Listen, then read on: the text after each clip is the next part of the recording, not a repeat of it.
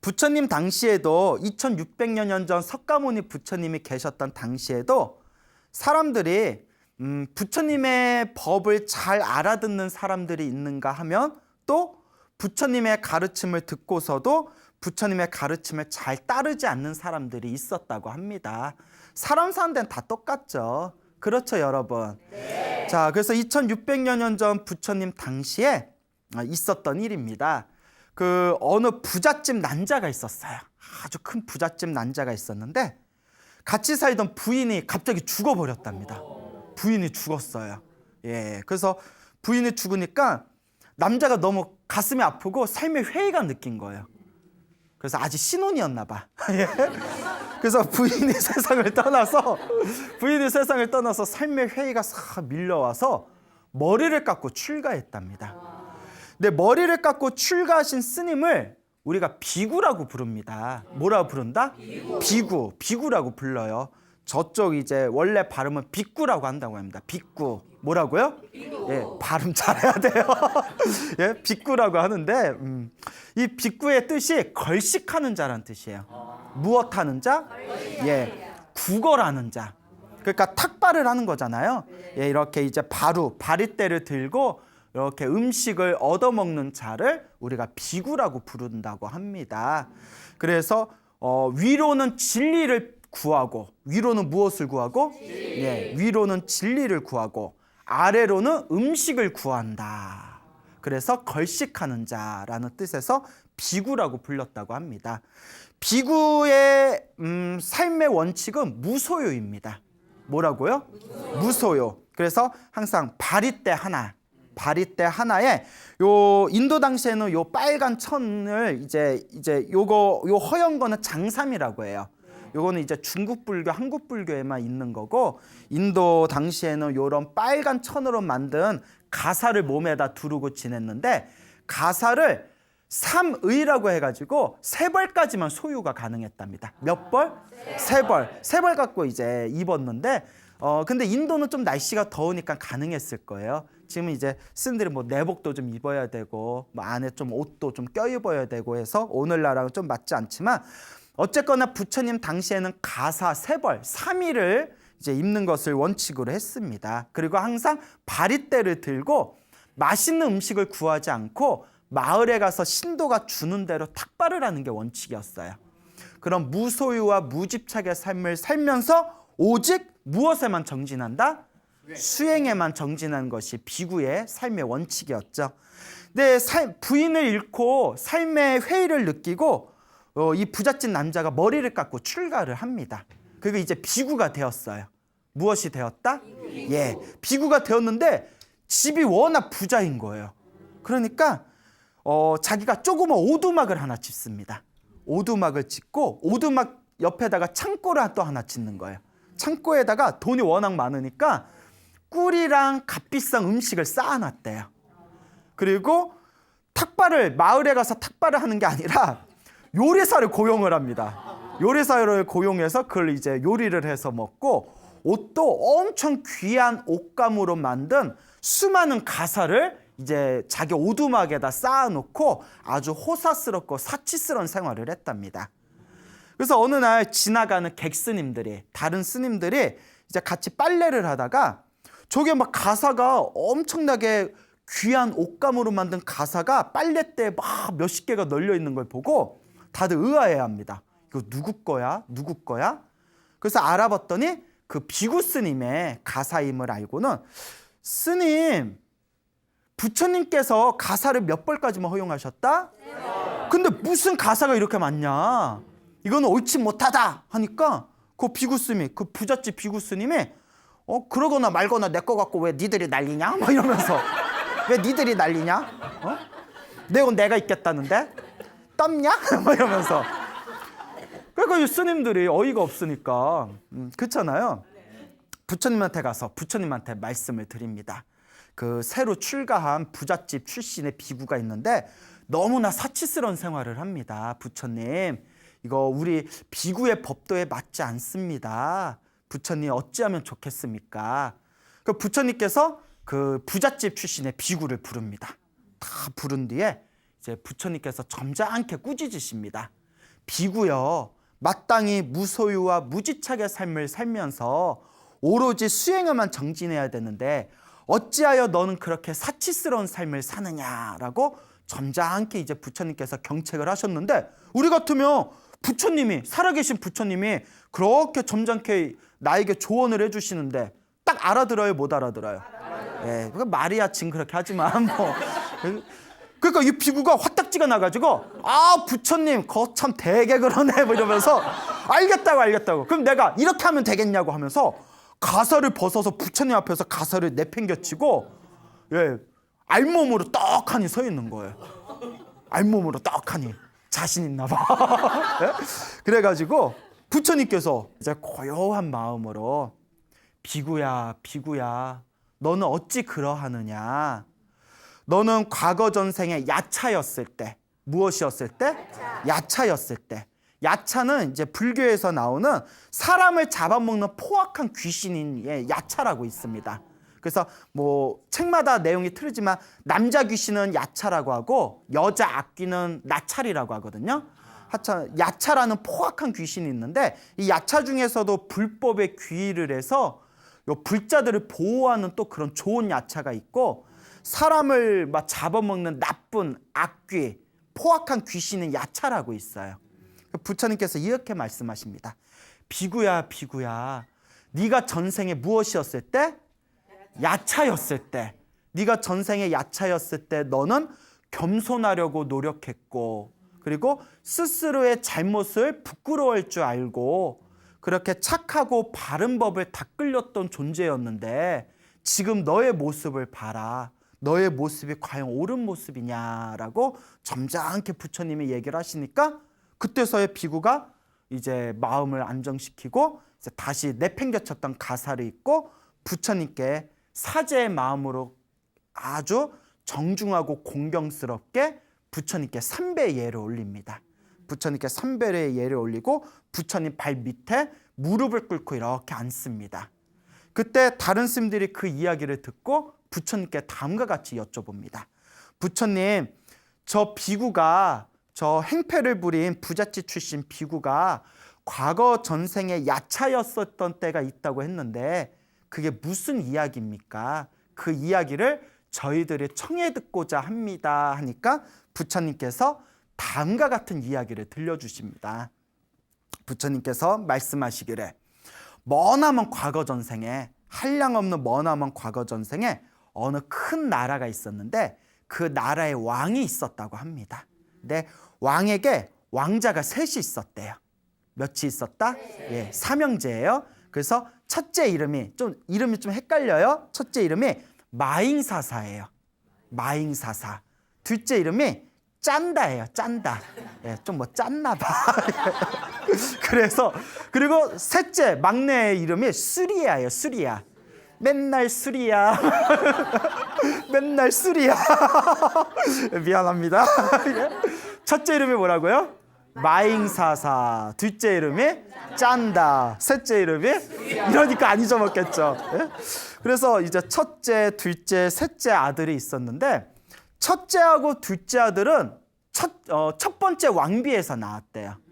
첫 번째 결혼한 왕비에게서 첫째 왕자와 둘째 왕자를 낳았고, 그만 첫 번째 왕비가 세상을 떠났다고 합니다. 일제. 그래서 두 번째 왕비를 받아들여서 셋째 왕자인 막내인 수리야를 얻었다고 합니다. 그래서 이제 수리야를 얻고 나서 너무 기뻐서 그 두 번째 이제 왕비에게 내가 네가 원하는 소원은 다 들어주겠다. 내가 너의 소원을 들어주겠다. 너의 소원이 뭐냐 했더니 요 왕비가 왕이시여, 나중에 때가 되면 제가 소원을 빌겠습니다. 그때 잊지 말고 꼭 들어주십시오라고 청을 올립니다. 그리고 세월이 지나서 이제 왕자들이 성년이 됐답니다. 왕자들이 이제 어엿한 성년이 되었을 때 막내 왕자인 수리야의 어머니였던 그 두 번째 왕비가 이제 왕에게 부탁을 합니다. 저에게 어떤 소원도 들어주신다고 오래전에 약속했지 않습니까? 이 나라를 제 아들인 셋째 왕자 수리야에게 이 나라를 넘겨주십시오. 우리 아들 수리야를 왕으로 임명해 주십시오. 그게 저의 소원입니다. 그러니까 왕이 그 얘기를 듣고 장남도 있고 둘째도 있는데 그러니까 너무나 답답한 거예요. 이걸 어떻게 하면 좋나? 이걸 어떻게 하면 좋나? 그래서 맨날 뭐 했다고요? 술이야. 맨날 술을 마셨대요. 그래서 왕이 고민을 합니다. 내가 저 두 번째 왕비의 소원을 들어주지 않으면 저 왕비가 욕심이 많아가지고 내 장남과 차남에게 해코지를 할 수가 있다. 그러니까 내가 꾀를 내야 되겠다. 그래서 몰래 이제 첫째 왕자와 둘째 왕자를 부릅니다. 마잉사사와 짠다 왕자를 불러서 이제 자초지종을 얘기합니다. 야, 이 왕비가 너에게 해코지를 할까봐 걱정이 된다. 그러니까 멀리 숲에 가서 멀리 숲으로 도망가서 숨어 살다가 내가 죽었다는 소식이 들리면 그때 나라로 다시 돌아와라. 그러면 자연스럽게 장남이 네가 왕이 될 것이다. 그러니 어서 멀리 숲에서 좀 멀리 숨어서 살거라. 그래서 이제 첫째 왕자와 둘째 왕자 마잉사사와 이제 짠다가 이제 짐을 꾸려가지고 이제 왕궁 밖으로 이제 나가려는데 그때 왕궁 뜰에서 놀고 있던 막내였던 수리야가 첫째 형하고 둘째 형이 배낭을 짊어지고 어디 떠날 채비를 하니까 이제 질문을 던지는 거예요. 형님들 어디 가십니까? 어디 멀리 가십니까? 그러니까 첫째 왕자와 둘째 왕자가 솔직하게 얘기를 합니다. 아마 서로 사이가 좋았나 봐요.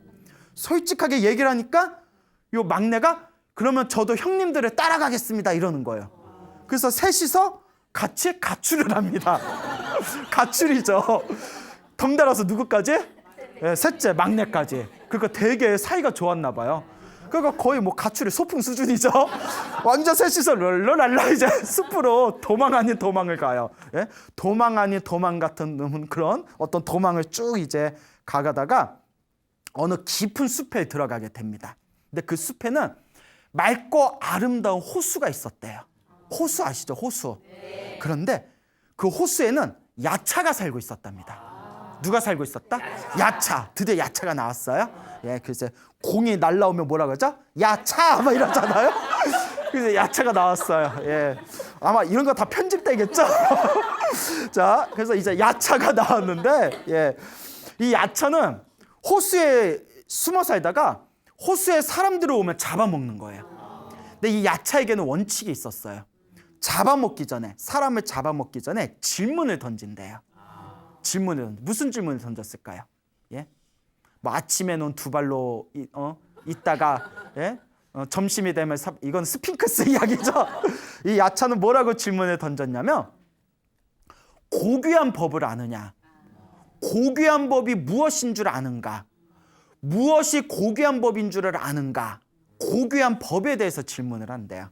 그리고 대답을 하면 살려주지만 대답을 하지 못하면 잡아먹었답니다. 자, 그래서 그 야차가 사는 호수가 있는 산에 이제 삼형제가 도착을 합니다. 그러니까 이제 맏형이, 첫째 형이 막내 수리야한테 야, 저기 호수에 가서 너 목욕도 하고 땀 좀 식힌 뒤에 오는 길에 물 좀 떠오거라 라고 시킵니다. 목이 마르거나 물 좀 떠오거라. 그래서 수리야가 나이 어리고 이제 해맑은 수리야가 룰루랄라 이래 가가지고 호수에서 이제 목욕하고 물을 떠가려는데 짠 하고 누가 나타났어요? 야차가 나타났어요. 야차가 딱 나타납니다. 그리고 다음과 같이 질문을 던집니다. 무엇이 고귀한 법이냐? 무엇이 고귀한 법이냐? 그러니까 수리야가 저 해와 달이 고귀한 법입니다 라고 했대요. 저 해와 달이 고귀한 법입니다. 정답일까요? 아닐까요? 분위기상 여기서 정답이면 안 되겠죠? 땡! 처리가 돼가지고 이제 야차가 막내를 데리고 호수 안에 자기 집에다가 감금을 합니다. 나중에 잡아먹으려고. 근데 한참을 기다려도 막내가 안 오잖아요. 그러니까 둘째 형이 이제 짠다가 형님 제가 가보겠습니다 하고 이제 짠다가 갔대요. 짠다가 다 갔어요. 막 땀에서 막 짠내를 막 팍팍 풍기면서 가가지고 이제 호수에 가서 이제 물을 뜨려고 하는데 야차가 또 나타난 거예요. 야차가 딱 나타나서 딱 보면서 참 짠내나게 생겼네 막 이러면서 그대여 내가 그대에게 질문을 던지겠다. 무엇이 고귀한 법이냐라고 질문을 던졌대. 무엇이 고귀한 법이냐. 그러니까 이 둘째는 뭐라고 대답했냐면 동서남북이 고귀한 법입니다라고 답변을 했답니다. 뭐 알고 하시는 거예요? 뭐 알고 하시는 거예요? 동서남북이 고귀한 법입니다라고 하니까 그것도 무슨 처리가 됐을까요? 땡 처리가 됩니다. 뭐 말 같지도 않은 얘기하고 있어 이러면서 야차가 또 이제 자기 집에다가 감금을 합니다. 나중에 이제 또 잡아먹으려고. 아무리 기다려도 안 오니까 순간 이제 첫째 왕자 마잉사사가 느낌 이상한 거예요. 싸한 거예요. 그래서 딱 저 호수에 아마 야차가 살고 있는가 보다. 가가지고 호수 밖에서 몰래 칼을 허리에다 차고 활을 겨누고 야차를 이제 노리고 있을 때 야차가 딱 보니까 첫째가 만만치 않은 거예요. 그래서 이제 나무꾼의 모습으로 변해서 나무꾼의 모습 싹 변해서 마잉사사에게 딱 갑니다. 그리고 나그네요, 친구요. 그 땀도 흘리고 목도 마를 텐데 호수에 들어가서 목욕도 하고 물도 마시고 휴식을 취하지 왜 그러고 있습니까? 라고 하니까 요 눈치 빠른 첫째 왕자가 요거 야차다 하고 넌 야차구나. 어찌하여 나의 동생들을 잡아갔느냐 하니까 이제 야차가 원래 모습으로 딱 나타난 거예요. 짠 하고 눈치도 빠르고 뭐 이러면서 나는 질문을 던진다. 고귀한 법이 무엇인가 질문을 던져서 답을 하지 않는 사람은 난 잡아먹는다. 그러니까 첫째 왕자가 딱 그걸 듣고 그럼 내가 고귀한 법에 대해서 내가 정답을 말하겠다. 오, 네가? 그래? 그럼 한번 말해봐라 했더니 요 첫째 왕자가 이제 딜을 합니다. 딜을 걸어요. 나한테 고귀한 법을 들으려면 그냥 말할 수 없다. 깨끗하게 목욕을 하고 좋은 옷을 입고 높은 자리에 올라서 내가 고귀한 법을 말하겠다라고 얘기를 하는 거예요. 그러니까 야차가 좀 별나네? 그러면서 이제 그래? 하면서 이제 목욕도 시켜주고 목욕시켜주고 좋은 옷도 갖다 주고 높은 자리에도 올려줬어요. 그리고 밑에서 이렇게 야차가 무릎 꿇고 이제 답을 듣습니다. 이제 속으로는 너 못 맞췄단 봐라. 아주 너 그냥 넌 죽음이야. 아주 너 사지사지 죽음이야. 막 이러면서 그때 이제 야차가 질문을 던집니다. 그대가 원하는 대로 다 해줬다네. 자, 답을 말해보게나. 고귀한 법이 무엇인가? 그때 첫째 왕자 마잉사사가 다음과 같이 답변을 했다고 합니다.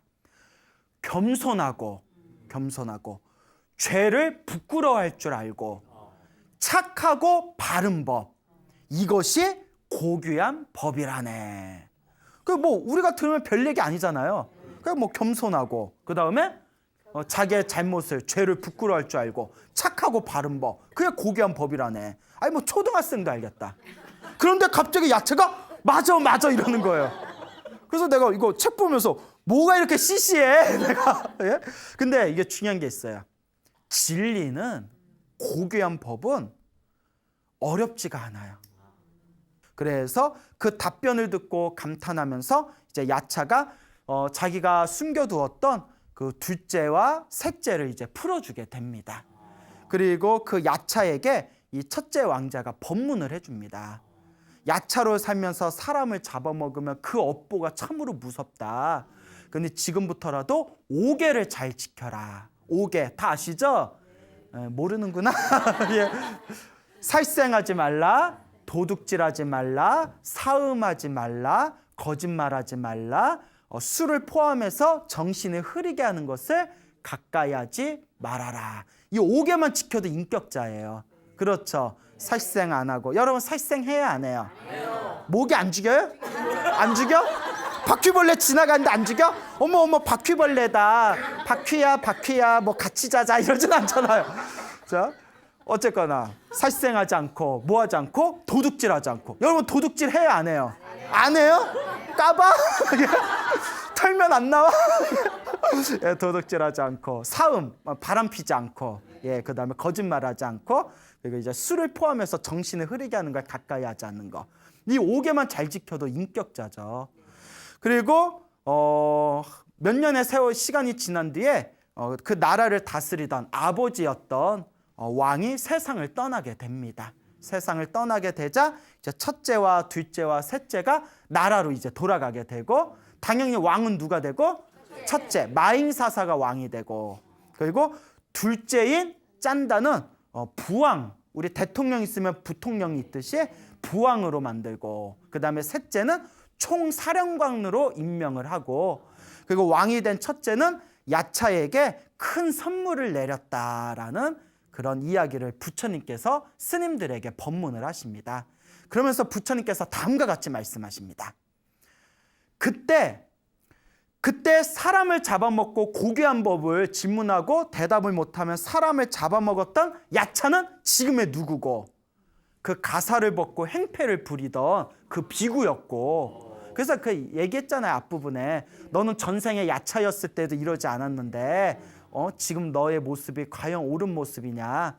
그래서 그때 전생의 야차가 지금 이번 생에 그 옷을 집어던지고 행패를 부렸던 비구로 태어나게 되었고, 그리고 둘째였던 짠다 왕자는 부처님 10대 제자 중에 지혜제일이라고 불리우는 사리불 스님의 전생이었고, 그리고 막내였던 수리야 왕자는 부처님 10대 제자 중에서 다문제일이라고 불렸던 아난 스님의 전생이었다. 그러면 첫째였던 그 지혜로웠던 마잉사사는 누구의 전생이었을까요? 석가모니 부처님의 전생이었다. 그러니까 서로 다 과거 전생이나 이번 생이나 다음 생이나 서로 끼리끼리 인연 따라 만나는 거예요.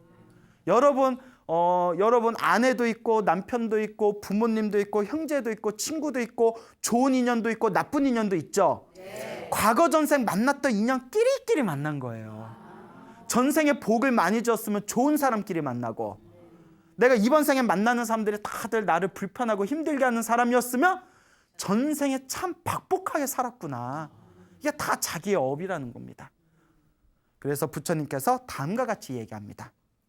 비구여, 그대는 전생에, 머나먼 과거 전생에 야차였을 때에도 겸손하려고 하였고, 잘못을 뉘우칠 줄 알았고, 그리고 착하고 바른 법을 닦으려고 했는데, 오히려 지금 부처님의 제자가 된 지금 너의 모습은 그때보다도 못한 것 같구나 라고 말씀을 하시니, 그 비구가 부끄러웠고 참회하며 부처님께 진심으로 사죄를 올렸다라는 이야기가 전해지고 있습니다. 그러니까 이와 같이 우리가 살아가면서 우리는 알게 모르게 자꾸 잘못을 저지릅니다. 그렇죠? 네. 뭐 알고 지었건 모르고 지었건 자기도 모르게 자꾸 업보를 지어요. 그래서 부처님 당시에도 이렇게 부처님의 말씀을 잘 알아듣지 못했던 제자들이 있긴 있었다. 그만큼 우리 중생들의 무엇이 두껍다? 업보가 두껍다는 거예요. 그래서 우리가 수행을 한다는 것은 이 업보와 업장을 닦을 줄을 알아야 됩니다. 자신의 잘못을 뉘우칠 줄 알아야 되고, 부끄러울 줄 알아야 되고, 착하고 바른 법을 닦을 줄 알아야 된다라는 것을 명심하시길 바랍니다.